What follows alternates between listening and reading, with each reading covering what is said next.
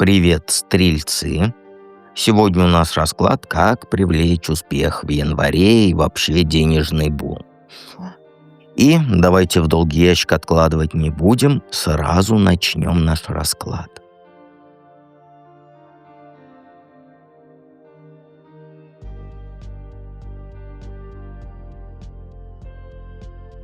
Итак, стрельцы, что мешает успеху твоему? Ну, тут прям про тебя любимую. Ты сама себе тормоз. У тебя внутри установочка такая херовенькая есть. Чтобы позволить себе нормальные деньги и кайф от жизни, надо сначала заслужить и, как сказать, отпахать как лошадь до состояния овоща. И всем помочь, и никого не расстроить, а уже потом, когда-нибудь в будущем, в эфемерном, можно выдохнуть. В итоге ты как живешь? Сначала делаешь приятное другим, обо всех позаботилась, всех накормила, всех, как говорится, ублажила, а себе в конце, если что-то останется, конечно. И денег тоже касается. Как только к тебе что-то нормальное приходит, ты не расслабляешься. Ты начинаешь думать, кому чего надо оплатить, куда вложить, кому помочь, там что закрыть. Себе на радость ты тратишь по остаточному принципу. И при этом ты страшно устаешь. Не физически даже, а вот головой. Морально. Ты все время думаешь о деньгах. Как там кредит, как там счета, там что через месяц будет, что будет, если что-то сорвется. И вместо того, чтобы вот энергия твоя шла в заработок, она уходит, как сказать, в лежание с телефоном в руках и мыслями в потолок. Ты можешь полдня прокручивать одни и те же цифры, списки, страхи, и при этом не сделать никакого реального шага. Ты вроде хочешь денег, успеха, но одновременно ты боишься ответственности, которая за этим придет. Типа, знаешь, вот так, если будет больше денег, значит больше обязательств, больше задач, больше ожиданий и больше страхов. И ты интуитивно себя тормозишь. Дела растягиваешь, там важные шаги откладываешь, паузу берешь, где нужно делать.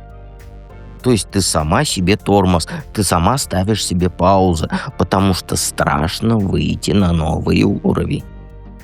Вот тебе вроде нормально жить в режиме, типа, как-то хватает, да?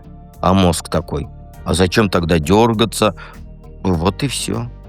Это и мешает. Ты хочешь красивую жизнь, но живешь по привычке вот этой вот, как сказать, тише едешь, дальше будешь.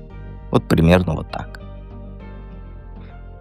Как деньги привлечь и успех? Знаешь, тут прям через конкретное дело они к тебе придут, которое ты давно откладываешь, потому что оно кажется тебе тяжелым, муторным, вот как называется, рутинным.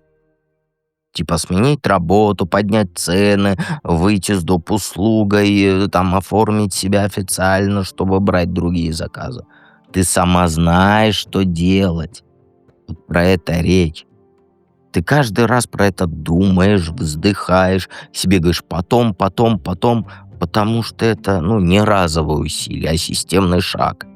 И вот тут фишка.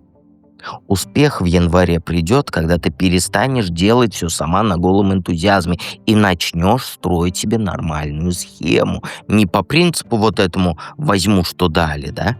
А по принципу «вот я работаю, вот сколько это стоит, вот такие вот условия». Никаких подвигов. Тебе, знаешь, важно убрать из дохода вот этот элемент жертвенности.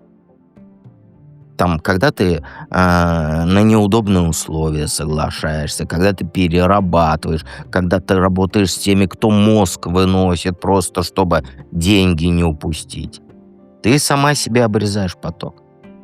Потому что успех не про вот это «я все тащу», а про то, что я делаю ровно то, что беру на себя и беру за это нормальные деньги.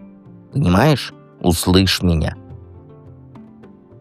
В январе садишься, считаешь свое время, считаешь свои силы, реальные задачи и ставишь для себя планку для самой себя, ниже которой ты не работаешь. Вот прям, например, меньше такой суммы я не беру. Больше такого количества задач в день я не делаю.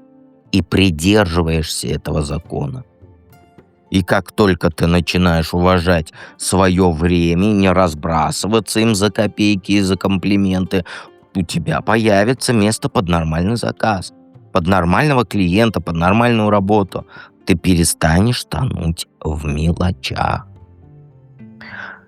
Чего ни в коем случае нельзя делать в январе. Ну вот тут смотри, тут даже трактовать не нужно. Нельзя в январе жить в режиме таком «я ничего не могу изменить». Никаких мыслей вот этих «у меня всегда так, я для денег не создана, всем везет, кроме меня». Это прям жесткий стоп. Как только ты начинаешь себя жалеть и говорить, что ты связана по рукам и ногам всякими обстоятельствами, ты сама себе режешь любые шансы.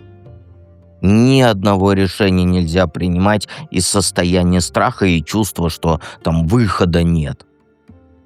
И еще важная штука, нельзя лезть вот в туманные темы с деньгами. Вот никаких сомнительных схем, вообще никакого вот этого типа «давай вложим, потом бабло поднимем». Никаких вот этих. Никаких участия в делах, где ты не понимаешь до конца, что происходит. Вот ты в такие истории легко влетаешь, когда там устаешь, хочешь быстрых результатов. Вот это будет прям ловушка. Люди, которые красиво говорят, но толком ничего не показывают, тебе сейчас вообще противопоказаны. У тебя на них аллергия в январе, запомни. И еще не надо вешать на себя чужие вот эти денежные финансовые проблемы. Ни у кого. Ни у родни, ни у мужика своего, ни у подруг. Если ты начнешь разруливать чужие долги или тянуть за кого-то там аренду, кредиты и прочее, тебя просто накроет. И не будет сил на свое. В январе любая жалость, она выливается в деньги. То есть будет бить по тебе.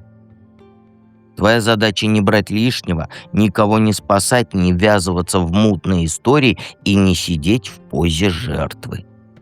Деньги к тебе идут через трезвую голову, через четкие решения, а через вот это «ну ладно, как-нибудь потом».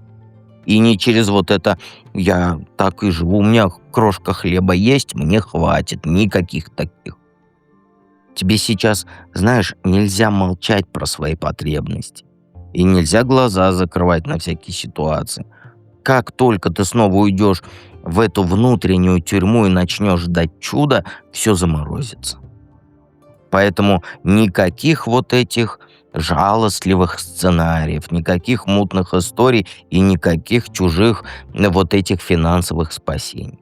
Только честный взгляд, нормальные границы и всегда помнить, что я с тобой рядом.